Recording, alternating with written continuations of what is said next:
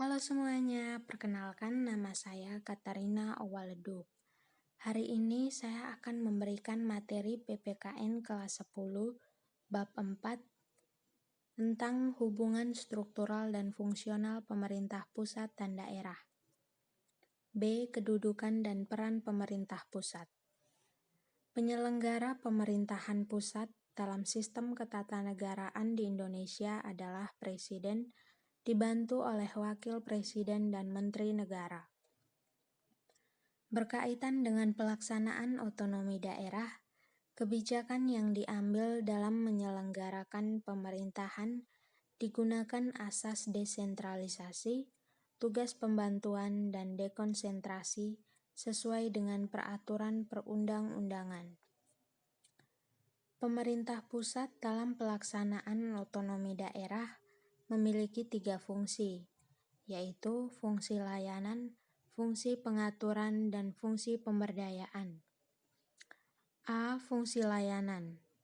Fungsi pelayanan dilakukan dalam rangka memenuhi kebutuhan masyarakat dengan cara tidak diskriminatif dan tidak memberatkan, serta dengan kualitas yang sama. Dalam pelaksanaan fungsi ini, pemerintah tidak pilih kasih, melainkan semua orang memiliki hak yang sama, yaitu hak untuk dilayani, dihormati, diakui, diberi kesempatan atau kepercayaan, dan sebagainya. B. Fungsi pengaturan. Fungsi ini memberikan penekanan bahwa pengaturan tidak hanya kepada rakyat, tetapi juga kepada pemerintah sendiri. Artinya, dalam membuat kebijakan lebih dinamis yang mengatur kehidupan masyarakat dan sekaligus meminimalkan intervensi negara dalam kehidupan masyarakat. Jadi, fungsi pemerintah adalah mengatur dan memberikan perlindungan kepada masyarakat dalam menjalani hidupnya sebagai warga negara. Sementara itu, ada 6 fungsi pengaturan yang dimiliki pemerintah, yaitu yang pertama, menyediakan infrastruktur ekonomi. Pemerintah menyediakan institusi dasar dan peraturan-peraturan yang diperlukan bagi berlangsungnya sistem ekonomi modern, seperti perlindungan terhadap hak milik, hak cipta, hak paten, dan sebagainya. Yang kedua, menyediakan barang dan jasa kolektif. Fungsi ini dijalankan pemerintah karena masih terdapat beberapa public good yang tersedia bagi umum, ternyata masih sulit dijangkau oleh beberapa individu untuk memperolehkannya. 3. Menjembatani konflik dalam masyarakat. Fungsi ini dijalankan untuk meminimalkan konflik sehingga menjamin ketertiban dan stabilitas di masyarakat. 4. Menjaga kompetisi. Peran pemerintah diperlukan untuk menjamin agar kegiatan ekonomi dapat berlangsung dengan kompetisi yang sehat. Tanpa pengawasan pemerintah akan berakibat kompetisi dalam perdagangan yang tidak terkontrol dan dapat merusak kompetisi tersebut. 5. Menjamin akses minimal setiap individu kepada barang dan jasa. Kehadiran pemerintah diharapkan dapat memberikan bantuan kepada masyarakat miskin melalui program-program khusus. Dan yang keenam, menjaga stabilitas ekonomi.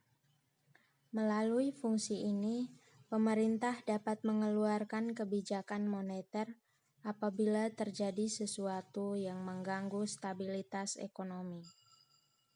C. Fungsi pemberdayaan. Fungsi ini dijalankan pemerintah dalam rangka pemberdayaan masyarakat. Masyarakat tahu, menyadari diri, dan mampu memilih alternatif yang baik untuk mengatasi atau menyelesaikan persoalan yang dihadapinya. Pemerintah dalam fungsi ini hanya sebagai fasilitator dan motivator untuk membantu masyarakat menemukan jalan keluar dalam menghadapi setiap persoalan hidup. Pemerintah daerah menyelenggarakan urusan pemerintahan yang menjadi kewenangannya, kecuali urusan pemerintahan yang oleh undang-undang ditentukan menjadi urusan pemerintah pusat. Urusan pemerintahan yang menjadi urusan pemerintah pusat meliputi politik luar negeri, pertahanan, keamanan, justisi, moneter dan fiskal nasional, agama, serta norma. Selain kewenangan tersebut, pemerintah pusat memiliki kewenangan lain sebagai berikut. A. Perencanaan nasional dan pengendalian pembangunan nasional secara makro. B. Dana perimbangan keuangan. C. Sistem administrasi negara dan lembaga perekonomian negara. D. Pembinaan dan pemberdayaan sumber daya manusia. E. Pendaya gunaan sumber daya alam dan pemberdayaan sumber daya strategis. F. Konservasi dan standarisasi nasional. Ada beberapa tujuan diberikannya kewenangan kepada pemerintah pusat dalam pelaksanaan otonomi daerah, meliputi tujuan umum sebagai berikut. Yang pertama, meningkatkan kesejahteraan rakyat. Yang kedua, memperhatikan pemerataan dan keadilan. Yang ketiga, menciptakan demokratisasi. Yang keempat, menghormati serta menghargai berbagai kearifan atau nilai-nilai lokal dan nasional. Yang kelima, memperhatikan potensi dan keanekaragaman bangsa, baik tingkat lokal maupun nasional. Adapun tujuan khusus yang ingin dicapai dalam memberikan kewenangan kepada pemerintah pusat adalah sebagai berikut. Yang pertama, mempertahankan dan memelihara identitas dan integritas bangsa dan negara. Yang kedua, menjamin kualitas pelayanan umum setara bagi semua warga negara. Yang ketiga, menjamin efisiensi pelayanan umum karena jenis pelayanan umum tersebut berskala nasional. 4. Menjamin pengadaan teknologi keras dan lunak yang langka, canggih, mahal dan berisiko tinggi, serta sumber daya manusia yang berkualitas tinggi, yang sangat dibutuhkan oleh bangsa dan negara, seperti tenaga nuklir, teknologi satelit, penerbangan antariksa, dan sebagainya. Yang kelima, membuka ruang kebebasan bagi masyarakat, baik pada tingkat nasional maupun lokal.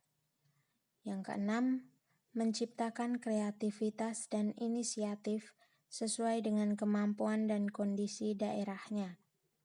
7. Memberi peluang kepada masyarakat untuk membangun dialog secara terbuka dan transparan dalam mengurus dan mengatur rumah tangga sendiri. Demikian penjelasan saya tentang materi PPKN bab 4. Semoga apa yang telah saya jelaskan bisa bermanfaat bagi banyak orang. Terima kasih.